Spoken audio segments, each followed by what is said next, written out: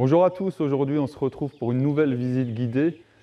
On est ici sur le site du Grand Canon de Zillisheim et l'association nous permet de visiter ce site. Avec eux, on va visiter les galeries, les blocos et connaître mieux l'histoire de ce site qui date de la Première Guerre mondiale. Cette plateforme, donc cet encuvement pour canon de 380 mm, a été construit pendant la Première Guerre mondiale par les Allemands pour bombarder Belfort et Weserlin. Voilà, suivez le guide, on y va.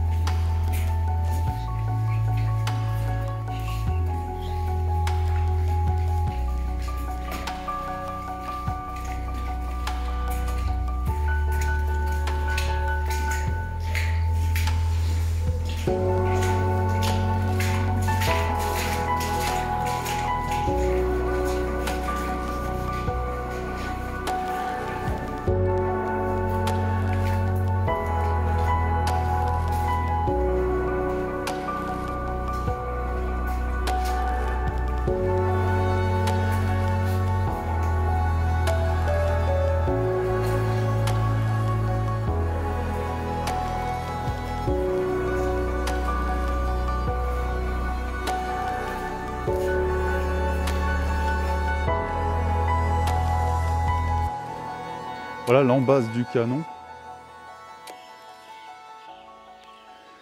avec des filetages enfoncés à 7 mètres de profondeur. Encore mieux que la cheville chimique, hein, puisque là on a du 110 mm.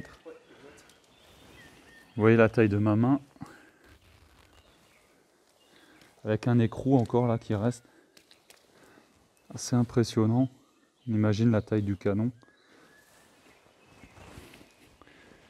Qui pointait par ici vers Belfort, ou Weserlin, plus à droite. On va aller voir la chambre arrière là avec Jérémy.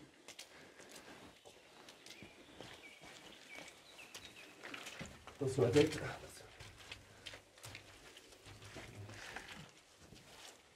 Donc, c'est une petite chambre qui permettait aux artilleurs de se protéger du blast du canon. Donc entre chaque tir. Avec le souffle en fait. Avec le souffle du canon, exact, ouais. Donc ça, c'est encore une chambre qui fait partie d'un des gros travaux de nettoyage qui nous reste encore. Ah ouais, on voit qu'il y a bien au moins 50 cm de boue. Facile, ouais. Ah ouais.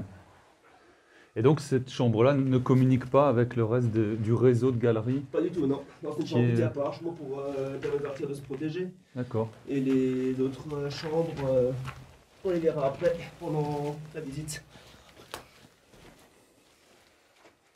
D'accord.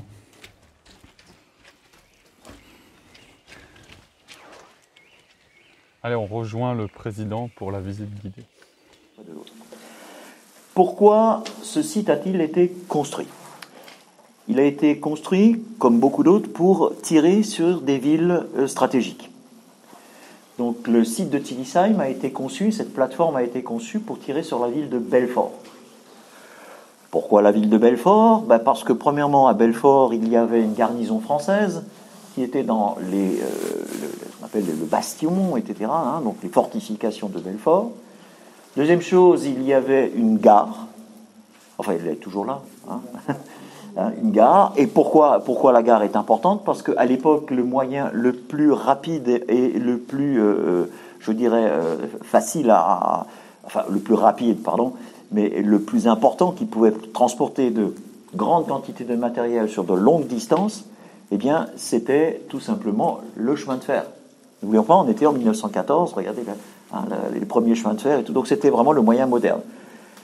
Donc, bombarder la gare de Belfort avec ce système, c'était un objectif, on va dire, stratégique.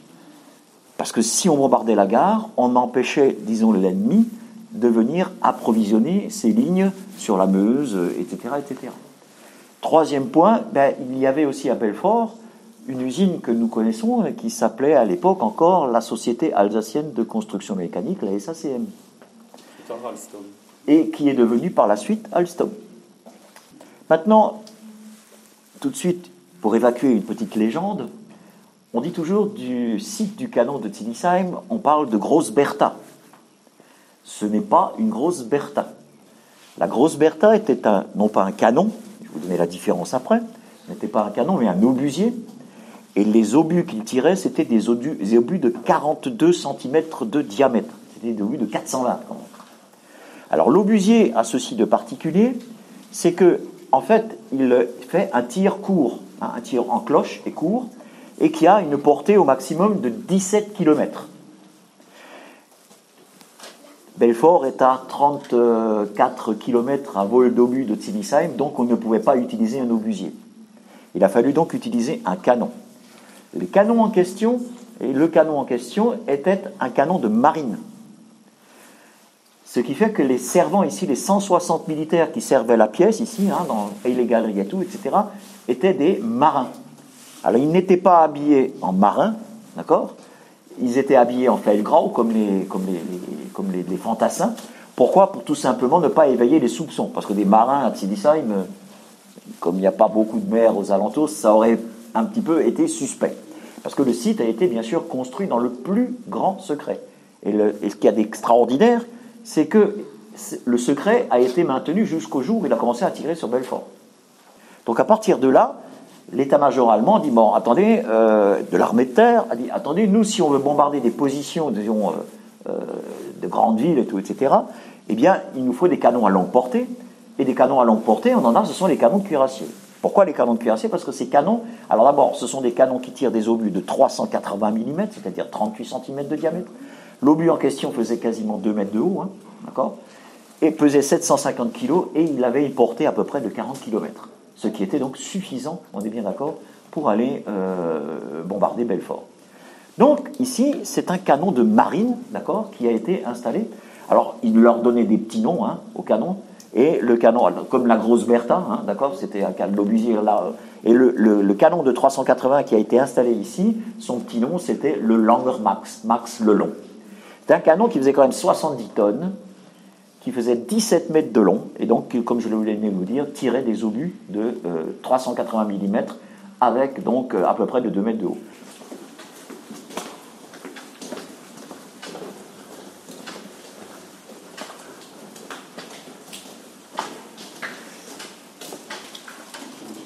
Donc le wagonnet avec son obus, il arrive ici.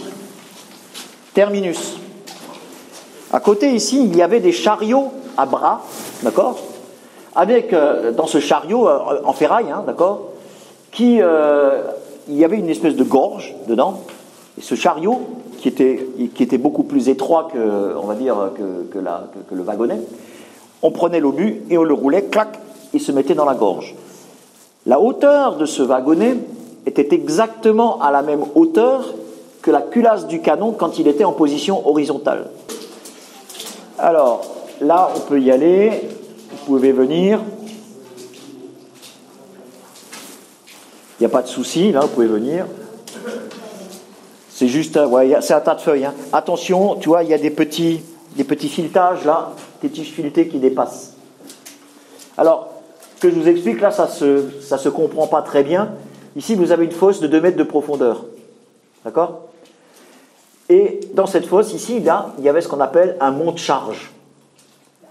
Le chariot à bras avec l'obus dessus, on le poussait et on l'amenait sur le plateau du monte-charge. Et ensuite, le monte-charge arrivait à la surface, d'accord, pour pouvoir charger le canon. Alors, comment ça marchait, ce truc-là ? C'était assez ingénieux. Visser sur ces sur ces tiges filetées, vous aviez un tambour. Sur ce tambour, il y avait un câble. Un côté du câble était relié au monte-charge, d'accord, pour pouvoir le monter, et l'autre côté du câble, qui était enroulé, était relié ici à un système de poulie que vous voyez encore là-haut, était relié à un contrepoids qui allait 2 mètres dans la fosse. Ce qui fait que c'était un peu comme les ancres de marine, quand on lève une ancre de marine, c'était un dispositif, vous aviez 2 soldats de côté qui faisaient ça, et qui manuellement, grâce au système à contrepoids, étaient en mesure de soulever un chariot qui faisait 200 kg et un obus de 750 kg sans le moindre problème. Ah, faut montrer à Dorian ça. Reste là, toi, tombe pas. Viens voir Dorian. C'est un triton. Oh là là. Ça, il y a des... Non. Hop là, tombe pas. Petit habitant qui a domicile. Et donc l'association a été créée récemment? Alors l'association a été créée exactement le 20 février 2020. Voilà. Tout récemment. Alors. Tout récemment. Alors elle a été créée pourquoi? Puisque bon, en étant ancien premier magistrat et m'étant occupé pendant toutes ces années, avec bien sûr l'ensemble du conseil municipal, m'étant occupé de la revalorisation un peu de ce site, on a trouvé, disons, important de pouvoir créer une association pour pouvoir pérenniser le travail. Alors pour éviter qu'effectivement on fasse du travail et que ça tombe après de nouveau, ben voilà, que ça ne repose que sur une volonté simplement politique, communale, qui a d'ailleurs autre chose à faire, et je peux en témoigner, que de s'occuper toujours d'un site du Canon, eh bien on a décidé de créer une association pour essayer de fédérer du monde autour. C'est une association qui compte quasiment maintenant 40 membres. 40 membres, d'accord. Ouais, j'étais très surpris aussi par l'engouement que ça a suscité. Il y a donc Jérémy qui en fait partie, qui était une pièce, on va dire, active dans la maintenance qu'on est en train d'effectuer en ce moment et tout. Et je dirais que ce sont des gens qui sont passionnés, qui sont venus, comme vous, visiter le site et puis qui se sont dit, mais mince, c'est pas mal. Et comme je l'ai dit, c'est un bloc de béton. Mais ce bloc de béton, si on ne raconte pas une histoire qui va avec, eh bien, voilà, ça reste un bloc de béton. Donc le fait qu'on veuille effectivement pérenniser la mémoire de ce site, c'est quelque chose qui est important. Et pour l'ouverture au public, vous ouvrez principalement l'été alors pour les visites alors, guidées? les visites, nous organisons effectivement des visites guidées parce que nous ne pouvons pas laisser le site, notamment les galeries, ouverts au public. Il y a des risques, ils ne sont pas énormes, mais il y a quand même des risques. Et cela risque d'engager d'une part la responsabilité de la commune, d'autre part aussi la responsabilité de l'association. Donc ce site, on ne peut pas le visiter comme ça. Il faut effectivement prendre rendez-vous entre guillemets, c'est-à-dire que nous organisons des visites guidées au mois de juillet, au mois d'août, début septembre, et l'année dernière on a été obligé de faire des prolongations jusqu'en octobre puisqu'on a eu quand même plus de 527 personnes malgré le confinement qui étaient venues visiter le site. Donc la façon de faire, elle est très simple, c'est d'aller sur le site internet de l'association. Vous allez avoir dans les prochains jours une fenêtre dans laquelle vous allez pouvoir vous inscrire et choisir la date et les horaires qui vous conviennent. Et on prévient les personnes, on dit voilà l'horaire que vous avez. Parce que ce qui se passe des fois, il peut y avoir plusieurs personnes qui occupent le même créneau horaire. Et on limite effectivement le nombre de personnes à la visite à 10. C'est-à-dire c'est un groupe de 10. Donc je ne peux pas me permettre d'avoir un groupe de 40. Donc on essaye de répartir les gens de façon à avoir des groupes de 10. Et ils sont prévenus. Voilà. Très bien. Eh bien, merci Monsieur le Président et Jérémy de nous avoir accueillis sur ce site. Et puis je vous souhaite bonne continuation dans les travaux et dans l'avenir de cette association. Nous vous remercions tout simplement pour l'intérêt que vous portez à ce site. Parce que c'est important pour nous de savoir qu'il y a des gens qui s'y intéressent. Parce que c'est motivant pour nous de voir qu'il y a des gens qui s'y intéressent. Et c'est ça un peu qui fait le fil conducteur de notre engagement. On voit que ça intéresse des gens, et plus il y a des gens que ça intéresse, plus nous on est contents, vous en doutez bien. Bah oui. Merci beaucoup, à bientôt.